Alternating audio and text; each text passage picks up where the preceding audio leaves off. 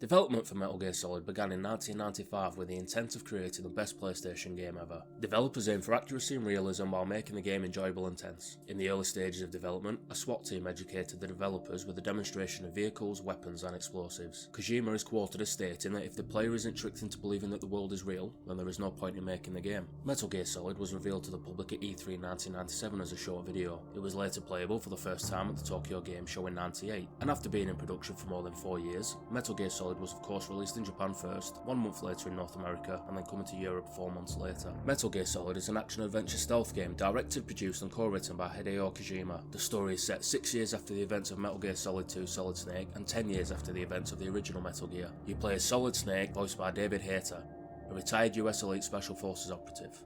Foxhound and the Next Generation Special Forces rebelled against the United States government under the command of Liquid Snake, voiced by Cam Clarke. Their target was the world's most advanced weapon system, Metal Gear X, a gigantic robotic weapons platform with worldwide nuclear strike capabilities. Their demand was the body of the greatest soldier who ever lived, Big Boss. No, the real Big Boss. That's better. With the safety of the entire world at stake and at the request of the Secretary of Defense, Colonel Roy Campbell, the former commander of Foxhound, summoned Solid Snake out of retirement for one last covert operation to stop Liquid.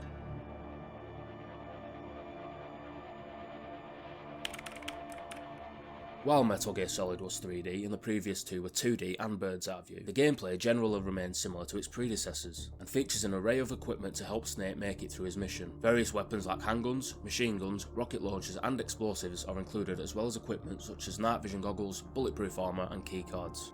The player must navigate through the game's areas without being detected. Detection will set off an alarm, which draws armed enemies to his location. To return to a lower alert setting, the player must hide and remain undetected by the enemy until the timer reaches 0. In addition to the stealth gameplay, there are set-piece sequences that entails firefights between the player and enemies.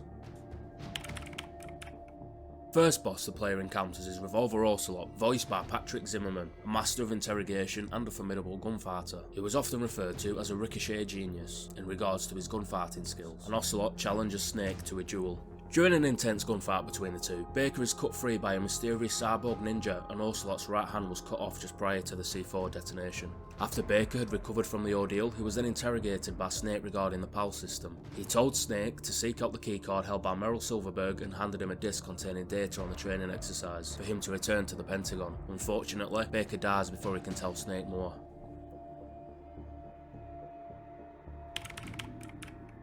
Vulcan Raven, voiced by Peter Lorre, is a hulking Alaskan shaman armed with an M61 Vulcan torn from a downed F-16. However, in their first battle, Vulcan Raven is commanding an M1 Abrams tank, and the tank is destroyed after Snake throws grenades into the open hatch, while the gunner and loader attempted to deal with him. Raven survived the explosion and reported to Liquid Snake, indicating that the battle had been intended as a test of Snake's capabilities. The battle's aftermath allowed Snake to recover a keycard as part of a plan to trick him into carrying out Foxhound's objectives.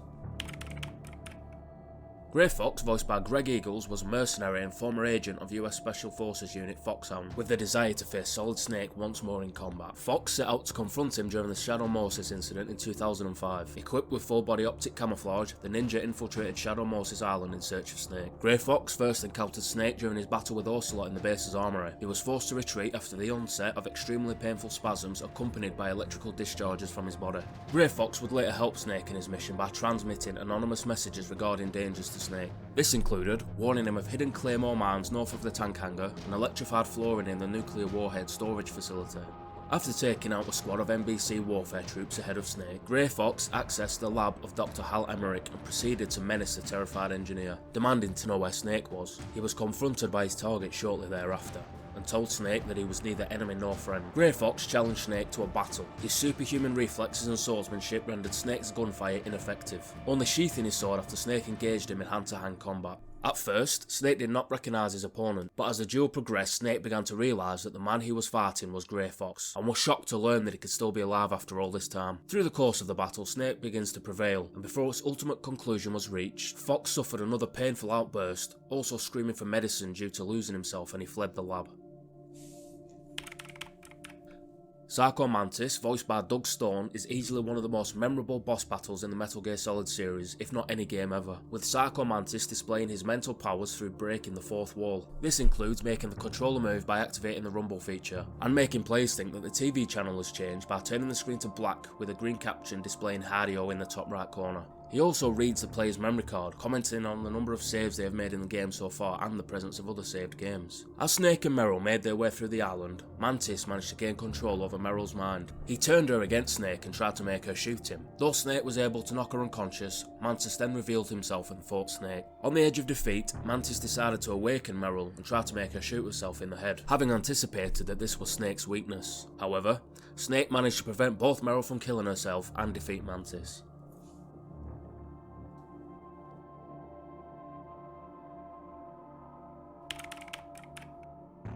Sniper Wolf, voiced by Tassia Valenza. As Snake and Meryl made their way through Shadow Moses, Sniper Wolf is laying in wait and manages to wound Meryl in order to lure Snake out, which results in quite an emotional scene with Meryl begging for her death and Snake refusing to give up on her. Snake sets out to find a sniper rifle in order to save Meryl's life. After battling Sniper Wolf, Snake is captured and sent to be tortured. Revolver Ocelot used the torture device to kill the DARPA chief Donald Anderson under the pretense of interrogating him for Metal Gear X's detonation codes. The device was later used on Solid Snake in order to learn of the operating procedure of Rex's PAL key, with the threat that Ocelot would kill Meryl Silverberg if he did not cooperate. Snake's options are clear. 1. Die by electrocution. 2. Resist the painful electrocution and possibly save Meryl. 3. Opt out of the torture but suffer the anguish of knowing his friend died in his place. Here, the player must rapidly press the circle button to prevent Snake's will to live from depleting. The sequence is extremely difficult and requires very rapid inputs to prevent failure. If the players simply cannot perform the inputs fast enough, they can confess the information that Ocelot wants. This will allow the player to proceed, but of course at the cost of Meryl's life. If the player survives the first round of torture, Snake is thrown into a solitary cell where he can converse with his contacts through the codec. Eventually, he will be taken back to the torture device where he will be forced to endure the sequence a second time. If he doesn't discover a way to escape the cell, the torture will continue indefinitely. Of course, no part of this sequence would work if the actual act of torture were not effective. Thankfully, and of course it is. To this day, players are agitated and tested by the difficulty of the sequence. Resisting the torture and surviving the electrocution is agonising. Like Snake, the only thing that keeps the player involved with the sequence is their will to complete it. At any time, the player can press select to confess the information and betray Meryl. I'm sure many players begin with the intention of keeping quiet, but find the torture too extreme and are forced to press select to continue. It takes a committed player to get past the sequence, and it is a great relief when it's over. Snake escapes by faking his suicide with packets of ketchup from Otacon. You can also hide from the guard while he is asleep and then lure him into the room. If the player cannot figure this out, they will eventually be liberated by Grey Fox after further rounds of electroshock. The other option is of course to quit the game forever.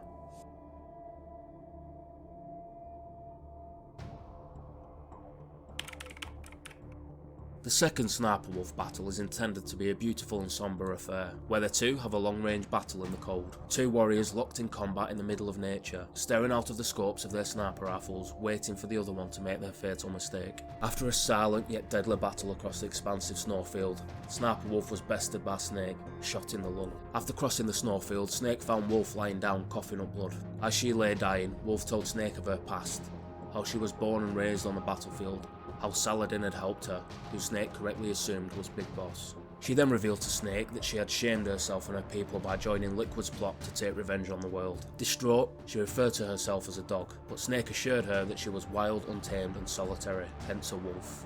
She also revealed that she never intended to kill Meryl. Before asking Snake to kill her, she said she had not been waiting to kill people, but rather had been waiting for somebody to kill her. Just before Snake was about to kill her, a distraught Emmerich appeared and openly expressed his feelings for her before handing Wolf her PSG-1 at her request. Before Snake finished her off, she said her final words. Set me free.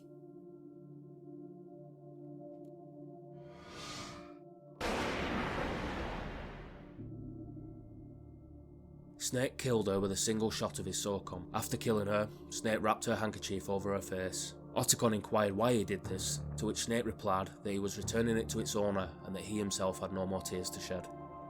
Another emotional scene that was excellently written, but it isn't the last, and we'll get to that one shortly. Raven later faced Snake a second time within an underground warehouse. Here, he managed to briefly curse Snake with a raven on his forehead, stating that he now had the mark of death. He then fought Snake with his M61 Vulcan cannon, though he was ultimately defeated. Upon being mortally wounded, he came to believe that his own existence was no longer needed among the living, and handed Snake a keycard for the underground maintenance base. In his final moments, Raven offered Snake a hint, telling him about the DARPA chief, whom Snake had met and saw die earlier, was actually a Foxhound member, Decoy Octopus. Raven did not explain why or how Octopus was killed, nor why the latter was disguised in the first place, telling Snake that he had to solve the rest of the riddle on his own. After Solid Snake unwittingly activated Metal Gear Rex, Liquid revealed his deception as Master Miller to Snake and locked him within the launch control room. Having no more use for Snake, he released nerve gas into the room, though Snake managed to escape without Otacon's help. Eventually cornered by Snake, Liquid revealed the existence of Foxstar to him, and that the Pentagon wished to recover Rex and the Genome Soldier's remains without damage. Expressing his hatred for Big Boss, Liquid told Snake that he intended to destroy their father by surpassing him, and escaped into Rex's cockpit to engage Snake in battle.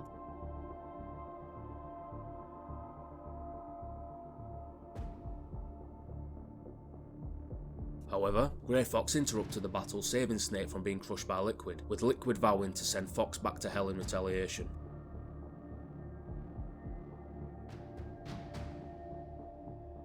Snake and Fox then escaped to cover, and while Liquid Snake attempted to locate the two, Fox took the momentary break in fighting to reveal to Snake his role in the deaths of Naomi Hunter's parents and begged him to tell her the truth. Following this exchange, Fox leapt from their hiding space and again attacked Rex.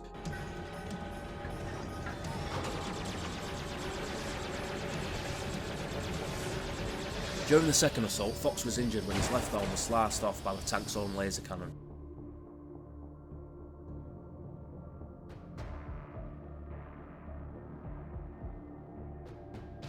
He was then pinned against the wall by Rex's cockpit beak, but was able to destroy the radome while immobilised, declaring that a cornered Fox is more dangerous than a Jackal in response to Liquid's taunts. The now blinded Liquid being forced to open the cockpit, exposing its interior to Snake's Stinger missiles. Fox ordered Snake to fire on the cockpit, but its close proximity to him made Snake reluctant to do so. Oh, fire the Stinger! Fox, can you really shoot? You'll kill him too! As Fox fell to the floor, Liquid tried to kill the ninja once and for all by crushing him under one of Metal Gear's massive feet, but Fox's exoskeleton meant that their first attempt failed.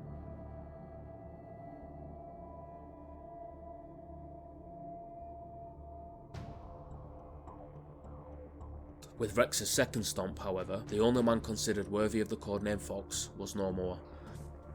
He and Snake then went at it again. After Snake managed to score a few hits in the cockpit, Rex was rendered inoperable, but the explosion knocked Snake out.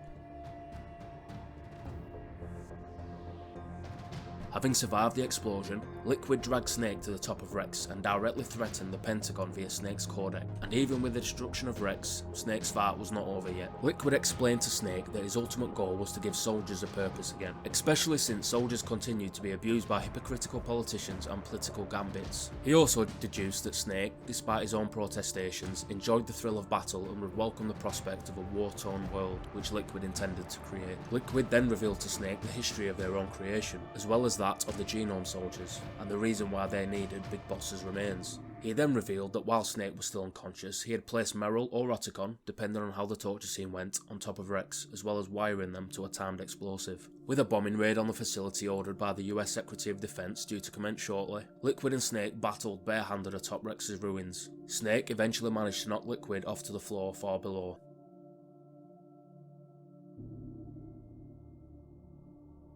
Though it seemed that Snake was victorious, Liquid somehow survived the fall from Rex. Car chase ensued as Liquid raced after Snake and whoever was on top of Rex by jeep as they were trying to escape from the impending nuclear strike. Liquid was kept at bay by Snake's machine gun fire, until both jeeps crashed at the tunnel entrance just outside the facility. Minutes later, Liquid emerged from the wreck of his jeep, bloody and wounded but still alive. He staggered towards Snake, FAMAS in hand. Just as he was about to kill Snake, Liquid suddenly lurches backwards and collapses to the ground, succumbing to the Foxstar virus.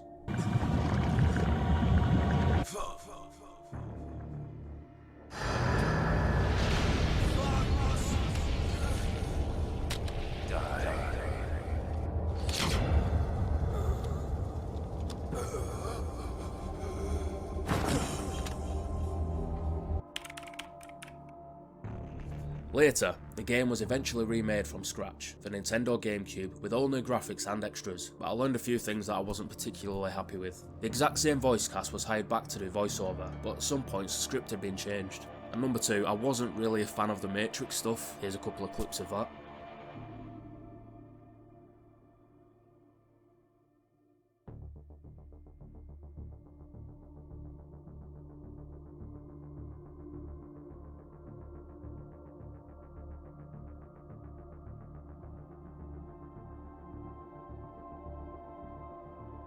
It just seemed like too much of a change from the original Metal Gear Solid in regards to the cutscenes.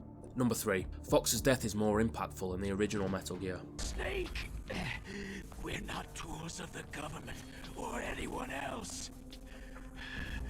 Fighting was the only thing I was good at. But at least, I always fought for what I believed in. Snake. Farewell.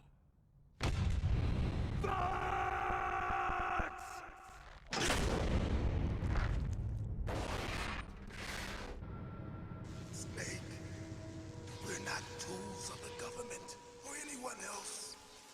Fighting was the only thing I was good at.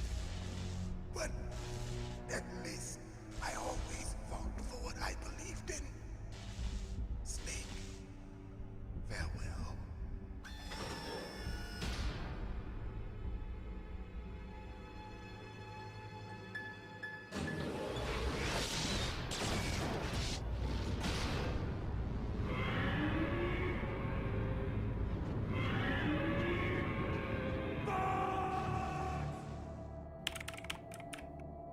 Plenty of rumours have gone around about a possible remake of the game using the Fox engine. While it's true that Konami has plans to revive its prized IPs and has finally announced the long-rumoured Silent Hill projects, the report also lacks supporting details, so it could just be a case of trust me bro.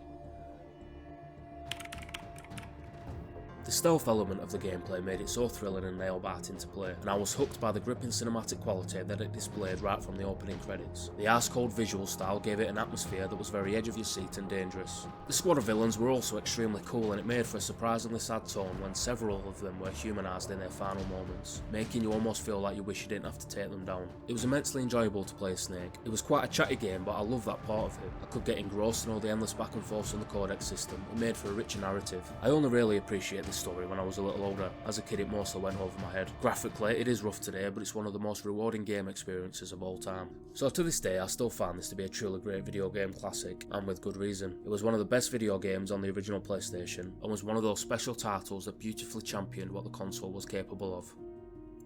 Thank you for watching the video. If you enjoyed it, please consider liking and subscribing. Farewell for now.